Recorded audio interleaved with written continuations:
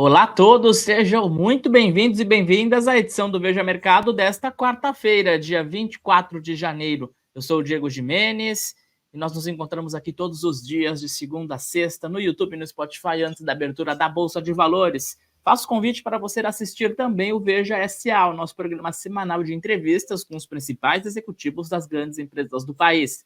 A primeira edição desta temporada foi publicada ontem, terça-feira, na hora do almoço, e está disponível no nosso canal no YouTube. Miguel Setas, presidente do Grupo CCR, é o convidado da semana. Não deixe de conferir. As bolsas europeias e os futuros americanos são negociados em alta na manhã de hoje. Ontem o Ibovespa subiu e o dólar caiu em uma sessão de respiro no mercado financeiro brasileiro, depois de temores por uma expansão fiscal do atual governo. Para a gente relembrar, o ministro Geraldo Alckmin, também vice-presidente da República, anunciou um pacote que prevê financiamentos de até 300 bilhões de reais à indústria até o ano de 2026. O ministro Fernando Haddad trabalha para propor um fim gradual da desoneração da folha de pagamento de 17 setores da economia, mas essa medida, que pode custar até 16 bilhões de reais este ano, deve sim ser prorrogada pelo menos para 2024. O Copom vai se reunir na semana que vem, na próxima quarta-feira, e os impactos de todas essas medidas, de todas essas discussões na condução da política monetária brasileira estão monitorados pelo mercado financeiro. Para conversar comigo sobre todos esses assuntos, o meu convidado de hoje aqui no Veja Mercado é Carlos Daltoso, chefe de análise da Eleven Financial. Carlos, bom dia, seja muito bem-vindo ao nosso programa. Bom dia, Diego. Bom dia a todos que estão nos assistindo. Prazer estar aqui falando com vocês. Prazer é nosso, Carlos. Começo falando sobre esse respiro. Estou olhando aqui também os futuros do Ibovespa. O dólar estão abrindo o dia de hoje também. Dólar em queda, futuro em alta, assim como aconteceu na sessão de ontem. O que o mercado tem observado ao longo dessa semana? Os temores são por essa expansão fiscal ou tem também relação com o cenário americano de juros também? O mercado estava otimista demais na sua avaliação? Acho que os dois pontos, né? O mercado realmente estava otimista com a expectativa de início de ciclo de corte de juros nos Estados Unidos. Muita gente do mercado apostando nesse início já em março, que não deve ocorrer. E os dirigentes do Fed têm sido muito vocais nesse sentido, de que o ciclo deve se estender por um período um pouco maior. A inflação, a gente sabe bem aqui no Brasil, né, tem um histórico de hiperinflação aqui, então com inflação não se brinca. Então, os dirigentes do FED têm sido muito diligentes nas suas falas, exatamente afirmando que esse ciclo deve perdurar. E um outro ponto, né, o Ibovespa passa por uma realização mais forte aqui esse mês, e mesmo com esse comunicado, essas falas dos dirigentes do Fed, o mercado tem ajustado as suas expectativas para o início do ciclo de corte mais para o final do ano, e mesmo assim as bolsas nos Estados Unidos têm apresentado valorização. E o Brasil, na contramão, né, vem passando por um ajuste mais forte. Um outro ponto que eu acho que é primordial nesse sentido, nós vimos um rally muito forte de final de ano, com entradas vigorosas ali de recursos em novembro e dezembro, de capital estrangeiro principalmente, e esse mês há um fluxo negativo, né? A primeira semana ainda foi positiva, depois ele inverteu a tendência e o fluxo está negativo. O que a gente tem visto muito nesse mercado, como a indústria de fundos no Brasil ainda vem passando por um período complicado em termos de captação, com saídas líquidas ali desde setembro de 2021, resgates líquidos, né, e encolhendo consideravelmente, a gente está na bolsa brasileira sem defesa praticamente, né? A pessoa física ainda está fora da bolsa, os institucionais ainda tímidos e sofrendo com resgates, e o que tem ditado muito o ritmo e aumentado a volatilidade é exatamente esse fluxo de capital estrangeiro. E como inverteu a tendência inicial dos últimos 2 meses e também da primeira semana de 2024, o Ibovespa passa por uma realização mais forte na nossa visão. Certo, Carlos, na sua avaliação, a gente está num ciclo de cortes nas taxas de juros brasileiras, mas elas ainda estão muito atrativas para os investimentos em renda fixa. Essa migração da renda fixa para a renda variável é um movimento que vocês têm observado ou ele ainda deve demorar mais algum tempo? Ele já iniciou, mas ainda de forma tímida, digo, porque nesse patamar de juros ainda é atrativo investir em renda fixa, né? Porque a gente tem uma inversão, né? O ativo de pouco risco, né? Títulos públicos e mesmo títulos corporativos de baixo risco, de empresas de qualidade, ainda pagam um patamar interessante de juros. Por isso, a migração para a renda variável ainda está ocorrendo de forma tímida. A gente tem a expectativa, né, de ver a Selic num patamar de um dígito apenas no final desse ano, e essa migração deve acelerar ao longo do ano, mas ainda assim, no patamar atual, a expectativa ainda é de manutenção, né? Ou que nós vejamos mais investimentos ainda em renda fixa do que em renda variável, nesse primeiro semestre, pelo menos. A gente está no ciclo de cortes, é esperado uma Selic de um dígito ao final do atual ciclo, mas alguns economistas, analistas, os mais otimistas, estavam projetando até uma Selic a 9 ou até mesmo 8% neste ano. Quero saber se você compartilha desse otimismo em razão do cenário macroeconômico ou se as incertezas no campo fiscal e também nos Estados Unidos elas podem pesar e podem provocar uma cautela maior do Copom. Nós temos uma expectativa de ver Selic próxima de 9,5 no final do ano, com viés de baixa, dado o controle, né, da inflação que a gente tem visto.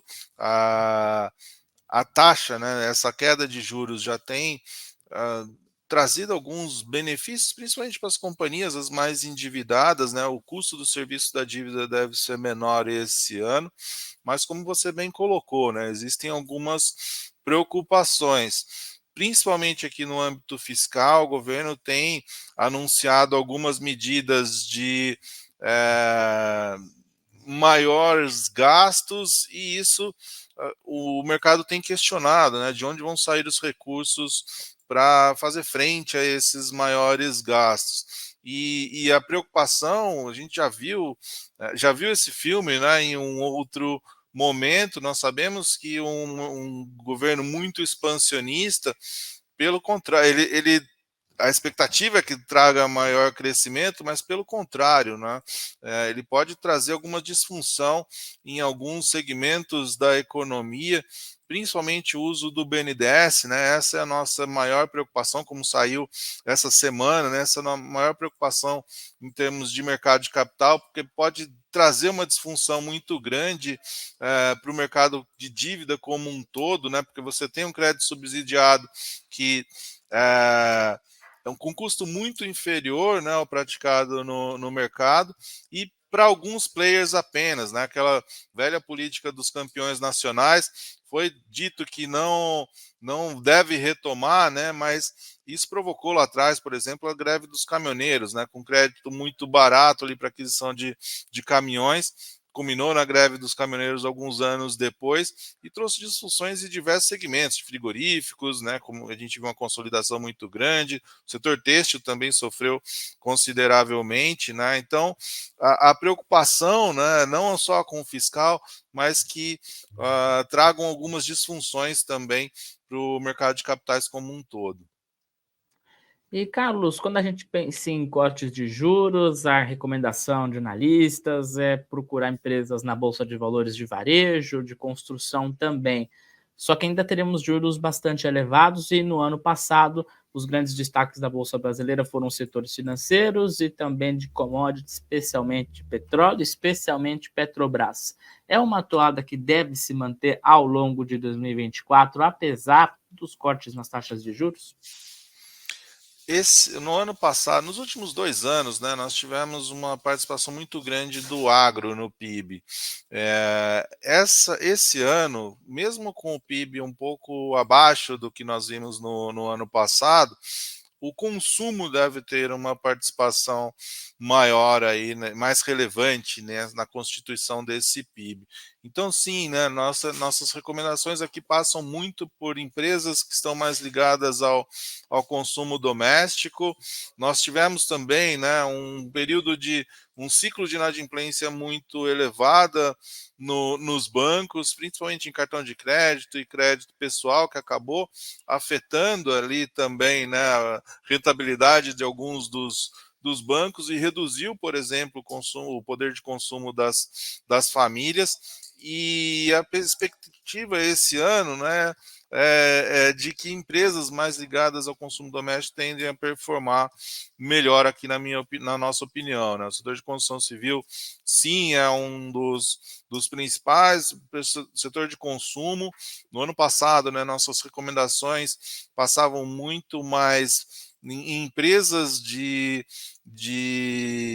atuam no setor de consumo, né, mas mais ligadas ao segmento de alta renda, que sofre menos com ciclos econômicos. E esse ano a gente vê algumas oportunidades, sim, em outros segmentos. No, né? Setor de indústrias também, empresas mais ligadas à indústria aqui no Brasil também tendem a se beneficiar. Então a gente vê a perspectiva muito favorável, né? Nossa estimativa aqui na Eleven é de ver o Ibovespa em 146 mil pontos ao final desse ano. Falei da Petrobras no início da última pergunta.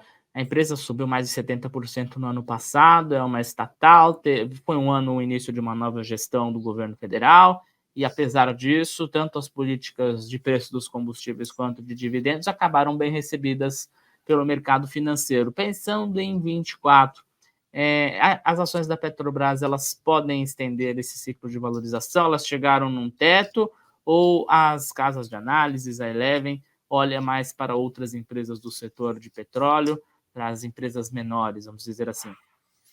No segmento de petróleo, né, a Petrobras realmente teve um excelente desempenho em 2023, mesmo com a questão, né, mudança na política de precificação, que ainda manteve a paridade internacional, e o que eles fizeram foi só espaçar ali o período de repasse, né, para os preços dos combustíveis, e também, né, teve uma dinâmica favorável, com o dólar em queda o ano passado, o real se valorizando, e também o preço do petróleo em tendência de queda. Isso pelo menos freou, né, aqueles repasses constantes que nós vimos em anos anteriores, né, mas mais por uma conjuntura externa da companhia do que a mudança na política de preço.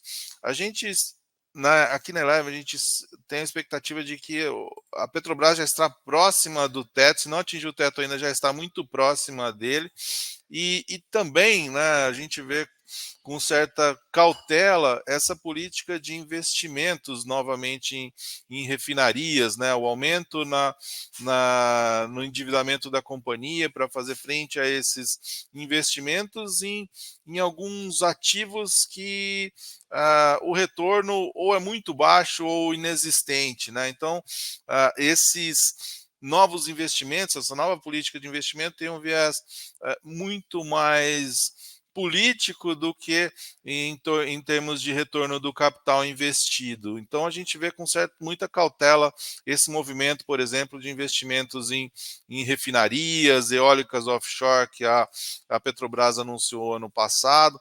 Então nós acreditamos que ela está muito próximo do seu teto. Ali temos uma recomendação neutra para a Petrobras no momento. Tá certo. Os analistas do banco Morgan Stanley elegeram a Eletrobras como a principal empresa para o ano de 2024 no setor de energia, em razão dos ganhos de eficiência, de produtividade com a privatização da Eletrobras. Ainda está incorporado no preço, na sua avaliação, um possível risco de mudança nos termos da privatização, em razão das críticas do atual governo e do processo que corre no Supremo Tribunal Federal?